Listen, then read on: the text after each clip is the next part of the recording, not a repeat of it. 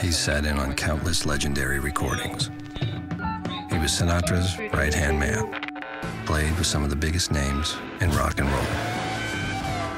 He was there at CBGB's in '77, Sunset Strip in '81. He's been on tour since 1866, and he's still going strong today. His name is Jack.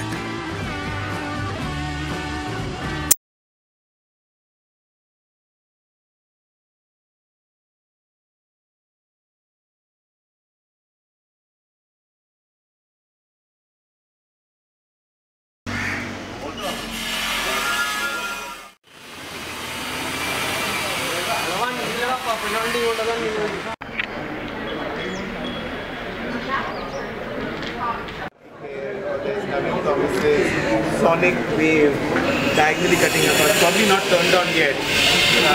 Also, this is a light wave, so the light is moving at a very speed, at a supersonic speed, so you barely see the light glimpse past you, which is going to be installed tonight. Start moving now? Yeah. Venues. But this is one space where a sort of broadly you could call it a theme of aggression or confrontation, which kind of comes up in the space in 4 projects. One is Rafael Lozano Hema. There's KG Subramaniam, who's a very senior, legendary pedagogue, teacher, painter. And Guido Vanderwerf's video on the other side. And there's Vsauce once again, the vlogger who speaks and spreads his voice through the vinyls. He comes up once again here. David Hall used to be a space where military personnel were housed during the siege, the Dutch siege. The parade ground is a ground for military parades. Raphael's work, in a way, is a statistic of per capita investment in military expenditure across the world. So as you move closer to every speaker, you're actually hearing national anthems of nations clustered in the beginning where there's minimum expenditure and leads up to nations that spend more and more per person.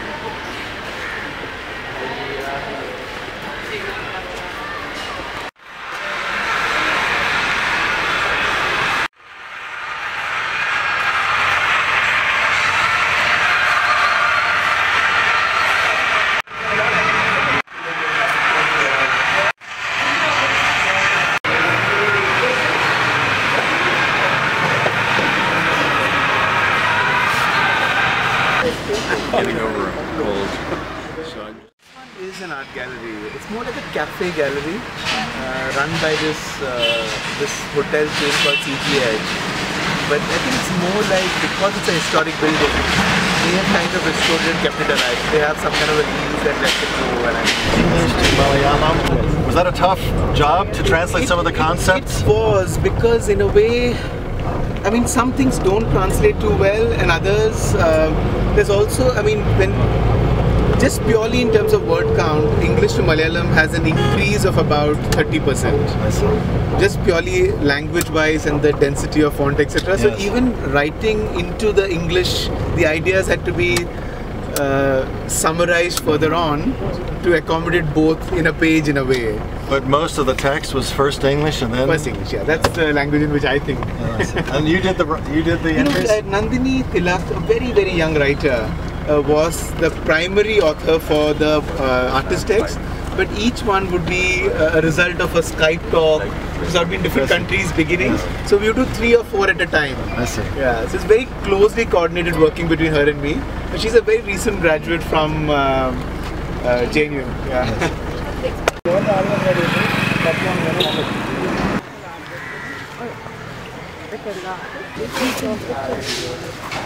Bijoy Jain.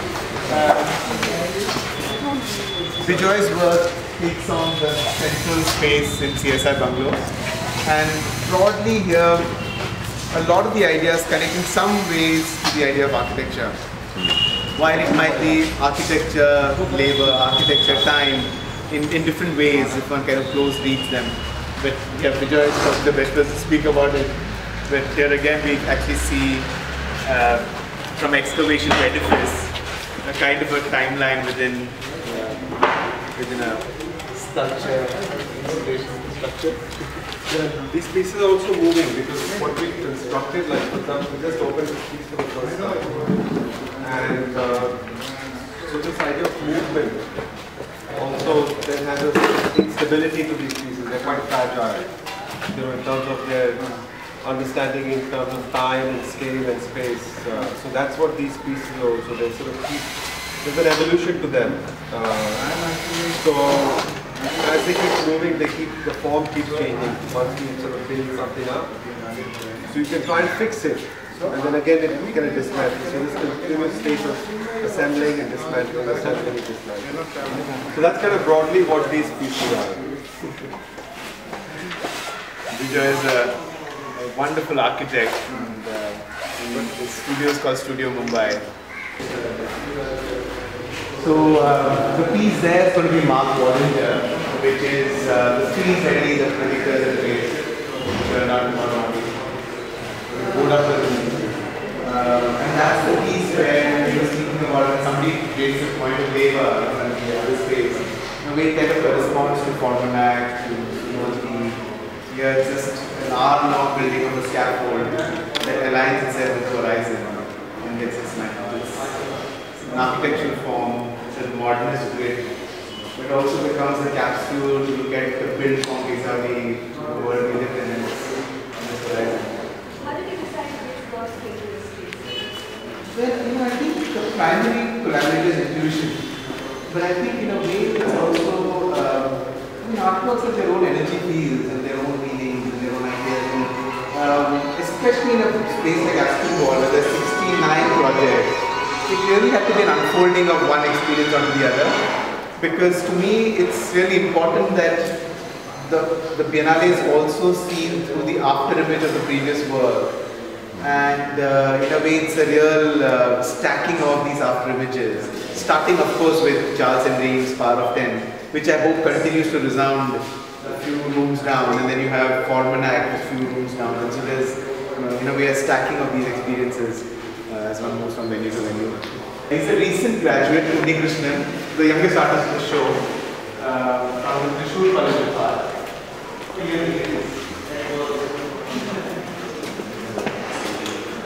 Uni's been painting a brick a day, in a way. It's like almost like a diary.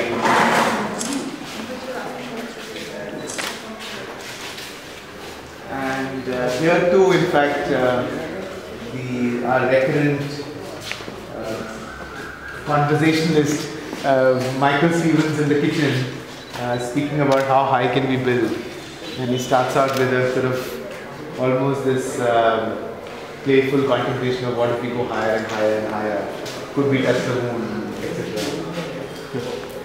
So you'll of course play repeatedly within the format of a statistic and the extent to which reason can be stretched, but often the intent is to read many, many themes within them. How old are you, Lee? 21? So in fact, the three artists who are actually recent graduates, there's Rui An, who's absolutely very, very interesting, bright mind, a Singaporean artist, a recent graduate from Goldsmiths College and London, and Andrew Ananda Vogel, who has an Indo-Guyanese upbringing because his great-grandparents were taken as indentured labor several years ago, and he traces back their family history. So his work was in Aspenwall. We didn't go those corridors, and he's a very recent graduate from San Francisco College of Art. Again, really bright mind, I think so. The three of them together become a kind of generational grid, but you also have the K.G. Subramaniam and Yoko Ono and Akbar Talunsi and others who are in their 90s, late 80s, etc., forming another generation. This is the work that will have Hamra Abbas's paper kabas. So they actually paper sculptures, pop-ups go up here. The cases are all made. We were painting at night. So it's going to be all night for you tonight? I think so, yeah. I think tomorrow morning